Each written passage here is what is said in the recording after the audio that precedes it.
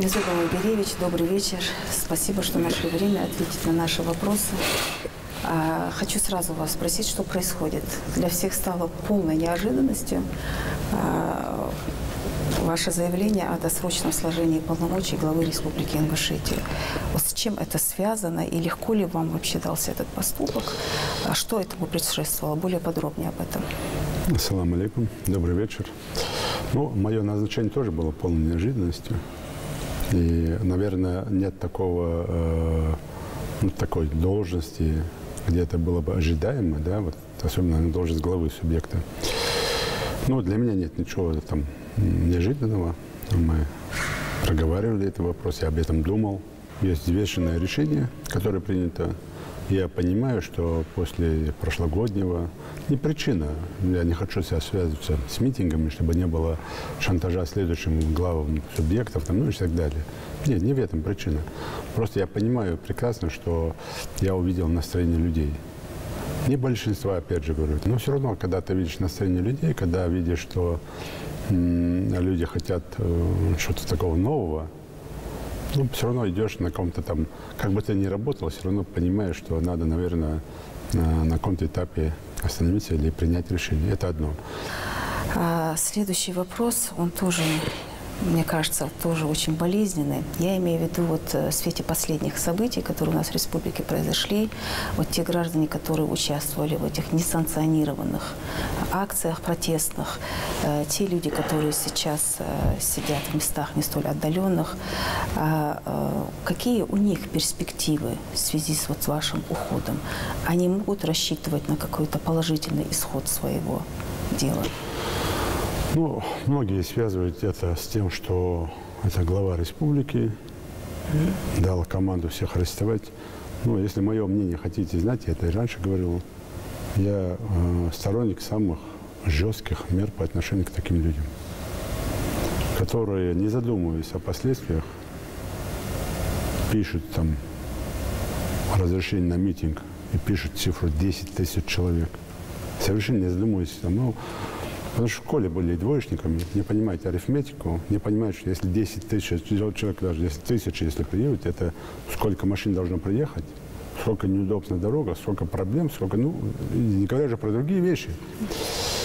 И когда эти люди, не отвечая за последствия, просто обманным путем, в том числе, вводя в заблуждение, методами подкупа, а сейчас это все известно, тем более, тогда было известно, сейчас тем более известно. Известно про сумму денег, которые пришли под эти цели.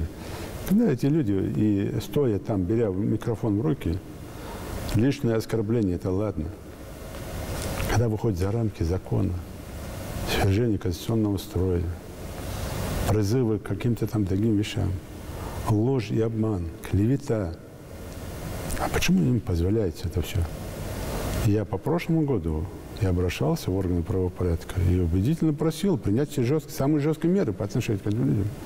У нас целая кипа написана бумаг по этим обращениям, по этим заявлениям, по этим действиям. Но никаких мер же не предпринималось. Да, на каких-то этапах мы сделали все, чтобы не было применено чрезвычайной силы, в том числе в прошлом году. Мы максимально постарались открыть от этого людей. Но уж по организаторам я это не скрываю. Я сегодня, завтра, вчера это сказал и буду говорить.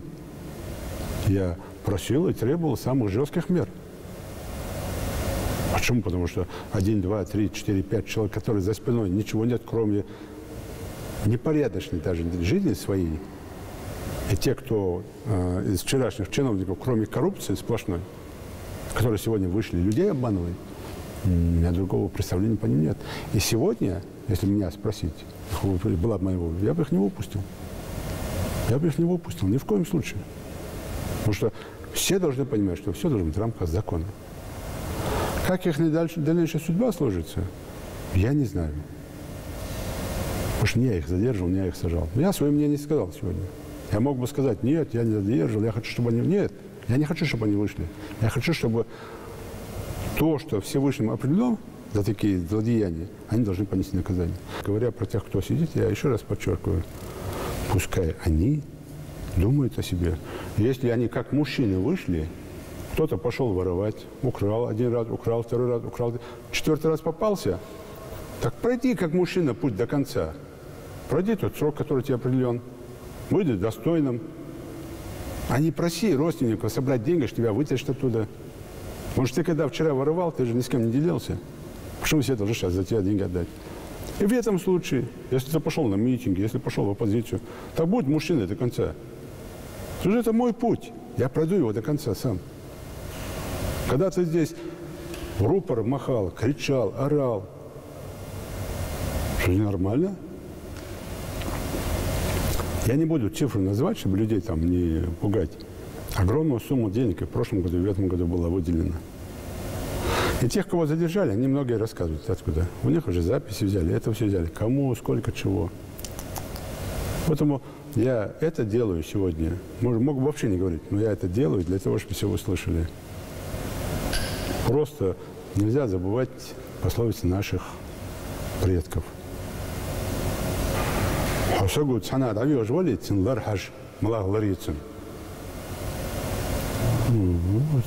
Молодые ребята сегодня даже не знают, те, кто вот эти лидеры, так называемые, они думают, что они вот какие-то вот именно сердцем болеют. Это показуха. Это артисты. Это артисты, которые умеют заводить толпу, народ. И из нормального народа превращают это все в толпу.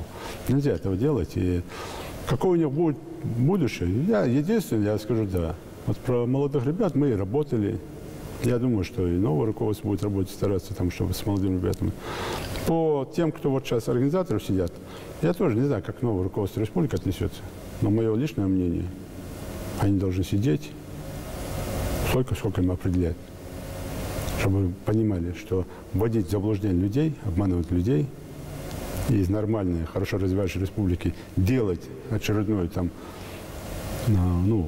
нехорошие шаги по отношению к нашей республике нельзя. Недопустимо.